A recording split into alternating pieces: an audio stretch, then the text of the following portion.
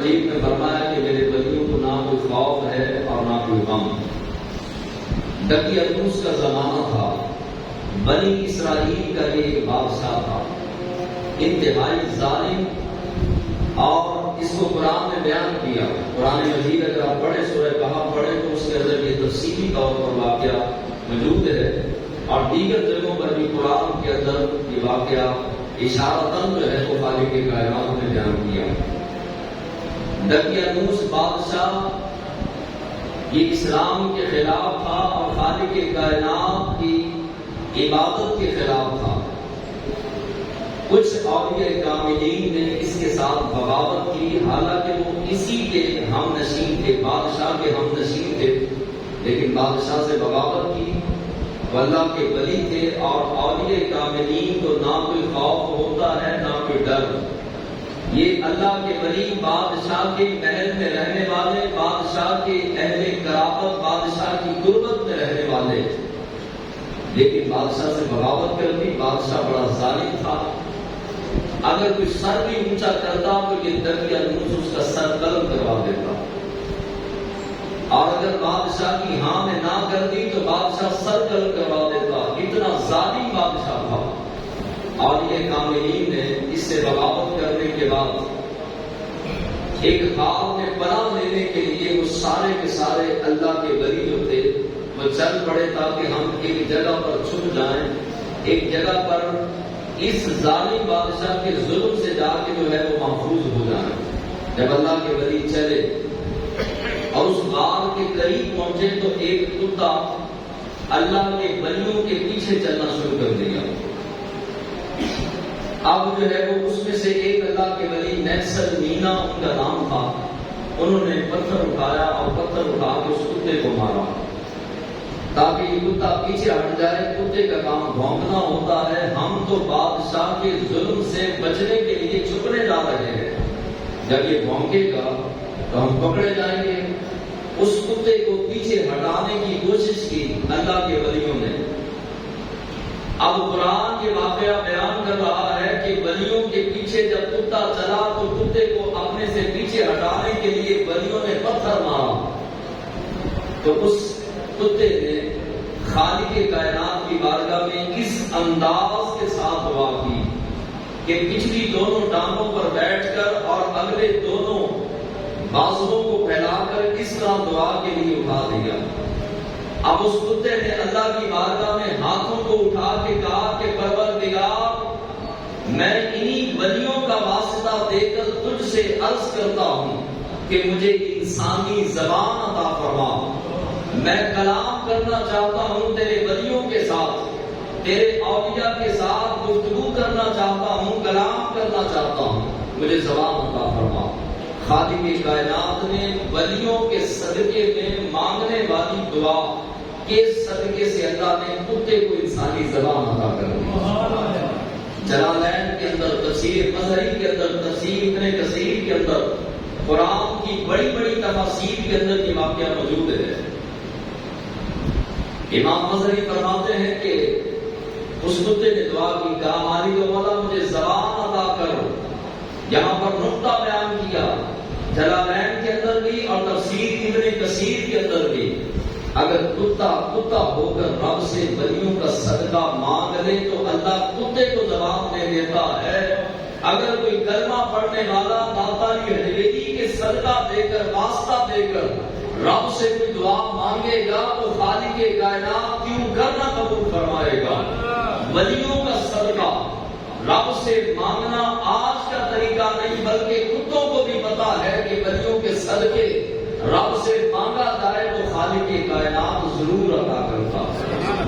زبان مل گئی، اب کتے نے کلام شروع کر دیا، گفتگو کی، اور کتے نے ولیوں سے سوال کیا کہ اے اللہ کے ولیوں، آپ مجھے کیوں مار رہے ہو؟ میرا قصور کیا ہے، غلطی کیا ہے جس وجہ سے آپ مجھے پتھر مار کر ہٹا رہے ہو؟ حضرت نیلسن مینا جو تھے اللہ کے ولی کو آگے بڑھے جنہوں نے پتھر مارا تھا، وہ کہنے لگے کہ اصل میں ہم دقیانوس بادشاہ کے ہم نشین ہیں، اور وہ ظالم ہے اور ہم ایمان والے ہیں، وہ کافر ہے، ہم جو ہے وہ مسلمان ہیں، کے ظلم سے بچنے کے لیے ایک غار میں چھپنے جا رہے ہیں. تو کتا ہے. اب جب ہم چھپے ہوں گے تو بھونکے گا, بادشاہ کے سپاہی ڈھونڈتے ڈھونڈتے ہم تک پہنچ جائیں گے. اس وجہ سے ہم تجھے مار رہے ہیں کہ تو ہمارے ساتھ, ہمارے پیچھے نہ آؤ, ہمارے ساتھ نہ آؤ. اب جو اس کتے نے آگے سے جواب دیا وہ توجہ طلب ہے. وہ کتا کہنے لگا کہ اے اللہ کے ولیوں, میں ذات کا کتا ہوں, مجھے پتا ہے کہ میں نجس اور پلید ہوں. ذات کا کتا ہونے کے باوجود مجھے اتنا تفکر ہے, اتنی سمجھ ہے کہ اللہ کے ولیوں پر بھونکا نہیں جاتا. میں اللہ کے ولیوں پر بھونکنے والا کتا نہیں بلکہ اللہ کے ولیوں سے پیار کرنے والا کتا ہوں, اللہ کے ولیوں سے محبت کرنے والا ہوں. آج دو ٹانگوں والے کتے جو اولیاء کاملین پر, کبھی صدیق اکبر پر اور کبھی حضرت فاروق اعظم پر اور کبھی عثمان غنی پر بھونکتے ہیں, اس کتے کے جہاں قدم لگے اس قدموں کی جو خاک ہے اس خاک کے برابر بھی یہ کتے نہیں ہیں. اس کتے کے بھی قربان جس کا ذکر آج نور الایمان والا مسجد کے منبر پر ہو رہا ہے, اور جس کا ذکر خالق کائنات نے قرآن نے بیان کیا. ولیوں سے نسبت ہو جائے تو رب ہو کر جو ہے وہ کتوں کا ذکر قرآن کے اندر کر دیتا ہے. اگر ولیوں کے ساتھ نسبت ہو جائے, ولیوں کے ساتھ پیار ہو جائے, ولیوں کے ساتھ اگر ذات کے کتے کو بھی محبت ہو جائے تو رب ممبروں پر بھی ان کا ذکر اور تذکرہ کرواتا ہے. لیکن شرط یہ ہے کہ اولیاء کی محبت ہو. اس نے جواب دیا, کہا حضور آپ بے فکر ہو جائیں, میں ولیوں پر بھونکنے والا کتا نہیں ہوں, اولیاء کاملین سے محبت کرنے والا کتا ہوں, مجھے اجازت دے دیں. جناب نیلسن مینا نے کہا کہ آ جاؤ. اب کتا بھی ساتھ چلا اور اولیاء کاملین بھی آگے آگے اور پیچھے پیچھے کتا. غار آیا, غار کے اندر چلے گئے. رب کا قرآن ارشاد فرماتا ہے کہ وہ بعض لوگ کہیں گے کہ 4 تھے 5واں ان کا کتا, بعض کہیں گے 5 ہیں 6واں ان کا کتا, بعض کہیں گے 6 ہیں 7واں ان کا کتا, بعض کہیں گے 7 ہیں 8واں ان کا کتا. اب آپ اندازہ لگائیں کہ جہاں جہاں خالق کائنات عرش و فلک کو پیدا کرنے والا, زمینوں آسمانوں کو پیدا کرنے والا, لوح و قلم کو پیدا کرنے والا, سورج اور چاند ستاروں کو پیدا کرنے والا, انسانوں اور جنوں کو پیدا کرنے والا, نبیوں اور رسولوں کو نبوت اور رسالت دینے والا, پوری کائنات کا مالک, جہاں ولیوں کا ذکر فرما رہا ہے ساتھ ساتھ اس کتے کا ذکر بھی فرما رہا ہے. جتنی بار آپ قرآن پڑھیں, جتنی بار ولیوں کا ذکر ہوا اتنی بار کتے کا ذکر ہوا. مالک و مولا قرآن کے اندر ایک بھی حرف جو ہے وہ فالتو نہیں ہے. ایسا نہیں کہ جس کا مقصد نہ ہو. قرآن کا ایک ایک حرف انسان کو نور دیتا ہے. قرآن کا ایک ایک لفظ انسان کے دل کی روشنی کا باعث ہے. قرآن کا ایک ایک حرف انسان کے لیے ہدایت کا نور ہے. لیکن مولا بار بار بار بار کتے کے ذکر کا مقصد کیا تھا؟ کیا ضرورت تھی کہ بار بار ایک بار کتے کا ذکر ہوتا ختم ہو جاتی بات. لیکن مالک و مولا اس کتے کا ذکر بار بار کیوں کیا؟ تو فرمایا تمہیں سمجھ نہیں آئی, تمہیں سمجھانے کے لیے اگر اللہ کے ولیوں کے ساتھ نسبت ذات کے کتے کو بھی ہو جائے تو رب اس کا بار بار قرآن کے اندر ذکر کر کے یہ بتانا چاہتا ہے. ذات کا کتا بھی ہو, نسبت ولیوں کے ساتھ ہو تو رب کو وہ کتا بھی پیارا لگتا ہے. اور اس کا تذکرہ قرآن کی حسین وادیوں کے اندر آ جاتا ہے اگر ولیوں کے ساتھ نسبت ہو. اللہ کے ولی تشریف لے آئے غار کے اندر. اب کتا غار کے دانے پر, غار کے دروازے پر بیٹھ گیا. آپ کے گھر میں مہمان آئے اور وہ کہے, آپ پوچھیں کہ کتنے ہیں, آپ کتنے افراد ہیں, تو آپ کہیں گے 5 ہم ہیں, 6واں ہمارا کتا, یا 6 ہم ہیں, 7واں ہمارا کتا. یہ کبھی نہیں کہیں گے. آپ کہیں گے یہ اخلاق کے خلاف بات ہے اور یہ مناسب نہیں لگتا کہ ہم کہیں کہ 5 ہم ہیں اور 6واں ہمارا کتا. لیکن خالق کائنات نے ولیوں کے ساتھ کتے کا ذکر ضرور کیا تاکہ قیامت تک آنے والی امت کو پتہ چل جائے کہ کتا بھی عظمت پا جاتا ہے اگر اس کو نسبت جو ہے وہ ولیوں سے ہو جائے اور یہ کاملین سے ہو جائے۔ کتا جو ہے وہ 2 اگلی ٹانگوں کو کھول کے اور پچھلی 2 ٹانگوں پر بیٹھ گیا۔ اللہ کے ولی باغ کے اندر تشریف لے آئے، اب وہ 5 تھے یا 6 تھے یا 7 تھے، اس کی تعداد جو ہے وہ اولیاء کاملین کی احادیث مبارکہ کے اندر بھی کنفرم نہیں آئی، نہ قرآن کے اندر نہ احادیث کے اندر۔ اب اولیاء کاملین غار کے اندر اور وہ غار کے دروازے پر بیٹھ گیا۔ خالق کائنات نے قرآن کے اندر اس کے بیٹھنے کے سٹائل کو، اس کے بیٹھنے کے انداز کو، کتے کے بیٹھنے کے انداز کو قرآن میں بیان کر دیا۔ فرمایا وَقَلْبُهُمْ بَاسِطٌ ذِرَاعَيْهِ بِالْوَسِيلِ، وہ دونوں اگلی ٹانگوں کو کھول کے پچھلی دونوں ٹانگوں پر بیٹھا۔ پروردگار یہ کتا ہے جس کے بیٹھنے کے انداز کو تو قرآن کے اندر جو ہے وہ بیان کر رہا ہے۔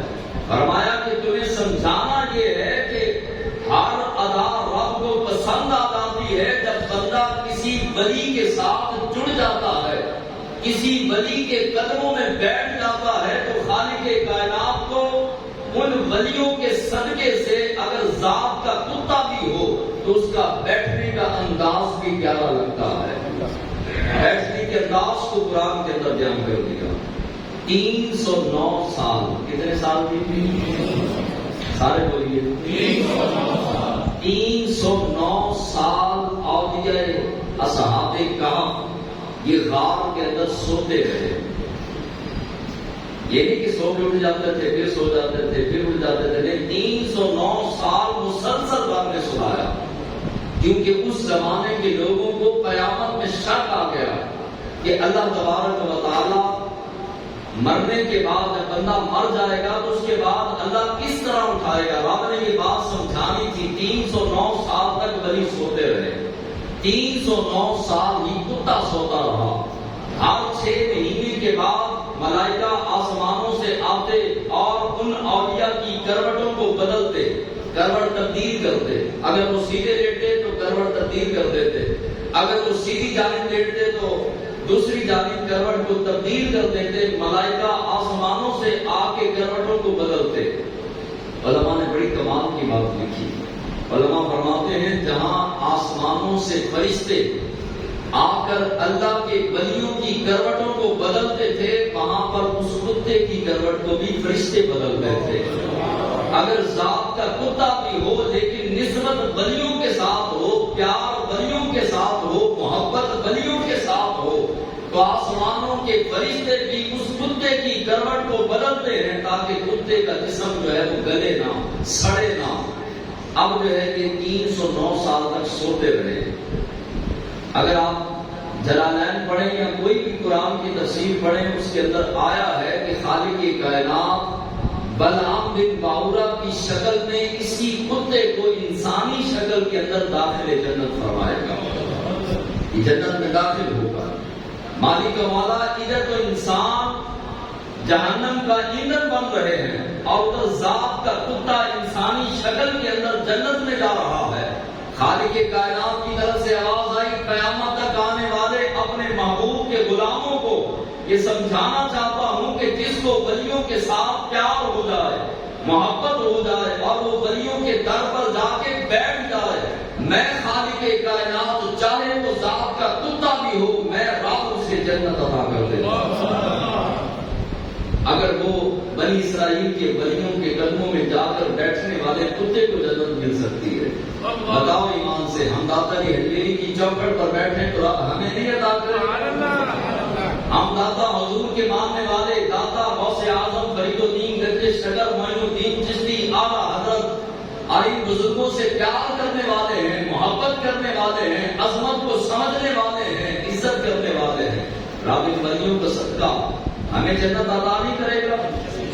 ہم جو ہے وہ حضور علیہ السلام کی امت میں سے ہیں، کلمہ پڑھنے والے ہیں، انسان ہیں۔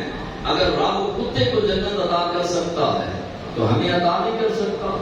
اور یہ کاملین سے محبت کا سبب قرآن نے دیا، ولیوں سے ادب کا سبب قرآن نے دیا، ولیوں سے محبت کا سبب، پیار کا سبب، عظمت کا سبب، عزت کا سبب قرآن نے دیا ہے۔ اور قرآن نے بدلا سزا دیا، اگر اولیاء کے در پر آنے والا آئے صحیح انداز سے، آزمائش کی انداز سے نہ آئے. آج بھی لوگ کہے جاتے ہیں داتا